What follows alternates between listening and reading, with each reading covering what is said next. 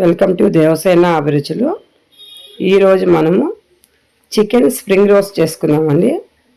Chicken spring roast చాలా టేస్టీగా ఉంటే ఈవినింగ్ స్నాక్స్ లాగా చేసుకుంటే బాగుంటుందండి. పిల్లలు వచ్చిన తర్వాత చేసి పెడితే చాలా ఇష్టంగా కూడా తింటారు. దీనికి మనం ముందుగా 1 కేజీ చికెన్ తెచ్చుకున్నామండి. ఇది కూడా బోన్లెస్ చికెన్ అండి. బోన్స్ లేకుండా చికెను చిన్న చిన్న పీస్లా కట్ చేయించుకొచ్చుకోవాలండి. ఎందుకంటే మనం రోస్ట్ చేసినప్పుడు పెద్ద పీసులుగా ఉంటే బాగుండదు. చిన్న పీసులుగా తెచ్చుకొని దీన్ని శుభ్రంగా కడిగి పక్కకి వంపి పెట్టేసేయాలండి. ఇందులో ఉన్న వాటర్ మొత్తం పోవాలి. చూడండి, ఇప్పుడు వాటర్ మొత్తం పోయినాయి. ఇప్పుడు మనం 1 చెంచా సాల్ట్, కొంచెం పసుపు వేసేసి దీన్ని వాడ్చుకోవాలండి. మనం చూడండి, 1 చెంచా పసుపు వేస్తున్నాం, 1 చెంచా నిండా ఆయిల్. ఈ ఆయిల్ కూడా వేసేసి వాడ్చి పక్కగా పెట్టుకోవాలండి. ఇది అందులో ఉన్న వాటర్ అన్నీ కూడా వెళ్ళిపోయే వరకు వాడ్చుకోవాలి. ఇప్పుడు మనం క్యారెట్, క్యాబేజీ, క్యాప్సికమ్ ఈ 3 కూడా సన్నగా తరిగి పెట్టుకోవాలి. పొడవుగా సన్నగా తరిగి పెట్టుకోవాలండి. ఇప్పుడు స్టవ్ మీద కడాయి పెట్టి కడాయిలో ఆయిల్ వేసుకోవాలి. చూడండి, ఇట్లా ఆయిల్ కొంచెం హీట్ ఎక్కిన తర్వాత మనం చాప్ చేసి పెట్టుకున్న ఆనియన్ వేసుకోవాలి. ఆనియన్ కొంచెం వేగాలండి. ఇది ఆనియన్ వేగిన తర్వాత క్యారెట్, క్యాప్సికమ్, మనం తరిగి పెట్టుకున్న క్యాబేజీ చూడండి సన్నగా పొడవుగా ఈ విధంగా తరుక్కోవాలండి. రోల్స్ కాబట్టి ఇట్లా పొడవుగా ఉంటే బాగుంటుంది. ఇప్పుడు ఇది కొంచెం వేగే వరకు వేపుకుందాము. ఇప్పుడు ఇందులో కొంచెం అల్లం వెల్లిగడ్డ పేస్ట్ వేసుకుందామండి. 1 టీ స్పూన్ అల్లం వెల్లిగడ్డ పేస్ట్ వేసుకోండి. నాన్ వెజ్ కాబట్టి కంపల్సరీ వేసుకోవాలి. ఇప్పుడు ఈ కూరగాయలు సరిపడినంత సాల్ట్ మాత్రమే వేయాలండి. చికెన్కి ఆల్రెడీ వేసేసాం మనం. ఇప్పుడు ఆ సాల్ట్ కూడా వేసేసి బాగా కలుపుకుందాము. ఇవన్నీ కూడా బాగా వేగిన తర్వాత మనం ఉడకబెట్టి పెట్టుకున్న చికెన్ వాటర్ అన్నీ వెళ్ళి పొడి అయిపోయిందండి. ఇది మంచిగా బాయిల్ అయిపోయింది.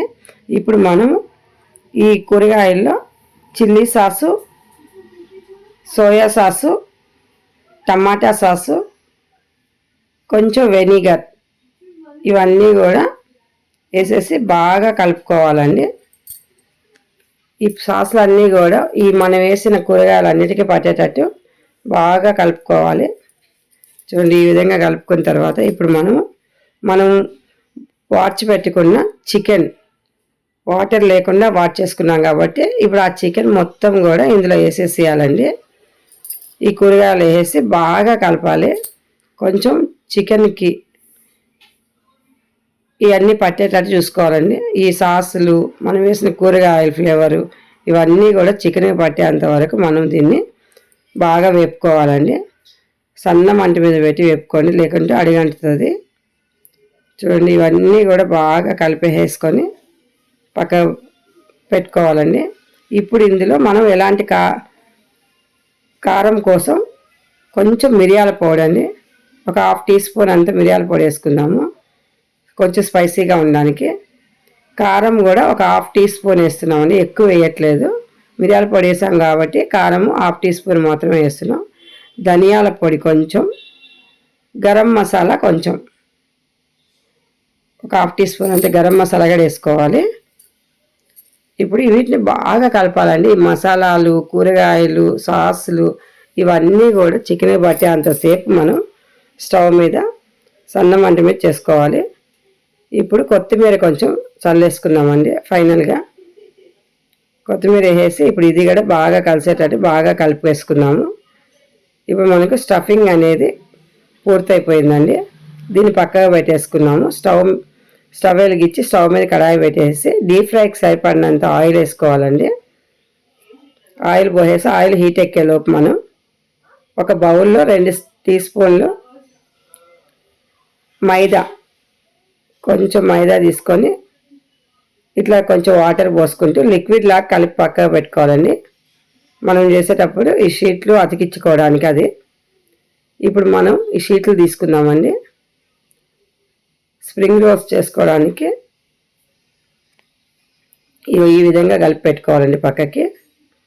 చూడండి, ఈ చేసేసి ఇప్పుడు మనం ఒక్కొక్క షీట్లో మనం చేసుకున్న స్టఫింగ్ ఈ విధంగా పెట్టుకుంటూ, మరి పెద్ద పీసులుగా ఉంటే కొంచెం చిన్నగా కూడా చేసి పెట్టుకోండి. ఇలా పొడవుగా పెట్టుకొని మనం ఇప్పుడు మేము ఎలా మడుస్తున్నాం చూడండి, అదే విధంగా మడవండి మీరు కూడా. చూడండి ఈ విధంగా రోల్ చేయాలి. చిన్నగా రోస్ట్ చేసుకోవాలండి, ఎందుకంటే పల్స్గా ఉంటాయి కాబట్టి షీట్లు చినిగిపోతాయి. ఇట్లా మనం కలిపెట్టిన మైదాని అంచులకు పెట్టేసేసి ఇలా వేసేస్తే మళ్ళీ అంచులు అనేది విడిపోకుండా ఉంటాయి. ఈ విధంగా రోల్ చేయాలండి. చూడండి ఎలా చేస్తున్నాను. ఇలా నిదానంగా చేసి పెట్టుకోవాలి. మనం కలిపిన మైదా పేస్ట్ అండి ఇది. దాన్ని కొంచెం పోసేసి ఇలా అంటించేస్తే ఇంకా మనం డీప్ ఫ్రై చేసేటప్పుడు ఇది విడిపోకుండా బాగుంటుందండి. ఇప్పుడు నేను మళ్ళీ ఇంకొక షీట్ గట్టి చేసి చూపిస్తున్నాను. చూడండి స్ప్రింగ్ రోల్ ఎలా చేసుకోవాలనేది మళ్ళీ చేస్తున్నాను. చూడండి ఈ విధంగా పెట్టుకోవాలి. పీసులు మాత్రం పెద్దగా ఉంటే మాత్రం కొంచెం అడ్జస్ట్ చేసుకోవాలండి మనం. చూడండి ఇప్పుడు మళ్ళీ నేను ఎలా చేస్తానో చూసి మళ్ళీ అదే విధంగా చేసుకోండి. స్టఫింగ్ మీరు ఎంత పడితే అంత పెట్టుకోండి. చూడండి ఈ విధంగా రౌండ్గా వేసి చిన్నగా రోస్ట్ చేసుకోండి, లేకపోతే చినిగిపోతాయి. ఇలా ఈ విధంగా మడవాలండి. ఇట్లా మడిచి ఇప్పుడు మనం కలిపి పెట్టుకున్న పేస్ట్ పెట్టాలండి. మైదా పిండి పేస్ట్ పెట్టేసి ఇక ఈ విధంగా పెట్టుకోవాలి. నీట్గా నిదానంగా చేసుకోండి. అన్ని రోల్స్ మొత్తం మనం కంప్లీట్ చేసుకొని అన్నీ చేసి పెట్టుకున్న తర్వాతనే మనం వేపుకోవాలండి. చూడండి ఇలా నిదానంగా చేసుకుంటే నీట్గా వస్తాయి. కొంచెం ఓపికతో చేసుకోవాలి అంతేనండి. చూడండి ఈ విధంగా అన్నీ మనం రెడీ చేసి పక్కకు పెట్టుకొని ఆయిల్ గడి ఎక్కువ హీట్ అవ్వకుండా మీడియం వేడెక్కినప్పుడు ఇవి ఒక్కొక్కటి వేసేసేయాలండి. అందులో ఒక 6, 7 అలా వేసుకుంటే నీట్గా కాలుతాయి. మరి 1, 2 వేస్తే మాడిపోతాయండి. కొంచెం ఎక్కువ ఉంటేనే నిదానంగా కాలుతాయి. సిమ్లో పెట్టి వేపుకోండి. పెద్ద మంట పెట్టి వేస్తే త్వరగా బ్లాక్ అయిపోతాయి, కానీ లోపల అనేది ఉడకదు. ఇప్పుడు మనం సన్న మంట మీద వేపుకుంటే మంచిగా ఎగుతాయండి. గోల్డెన్ బ్రౌన్ వచ్చే వరకు వేపుకోవాలి. ఇవి సన్న మంట మీద చూడండి ఈ కలర్ వచ్చే వరకు వేపుకొని ఇప్పుడు తీసేసి టిష్యూ పేపర్ మీద వేసేసుకోండి. ఆయిల్ ఉంటే టిష్యూ పేపర్ మీద వేస్తే పోతుంది. లైక్ చేయండి, షేర్ చేయండి, సబ్స్క్రైబర్ చేయండి. తప్పనిసరిగా కొత్తగా మా ఛానల్ చూసేవాళ్ళు సబ్స్క్రైబర్ చేయడం మర్చిపోవద్దండి. సబ్స్క్రైబర్ చేసి బెల్ ఐకాన్ నొక్కితే మేము పెట్టే వంటలు కూడా మీకు నోటిఫికేషన్ ద్వారా వస్తాయి. చూడండి spring rolls, chicken spring rolls ready అయిపోయినాయండి.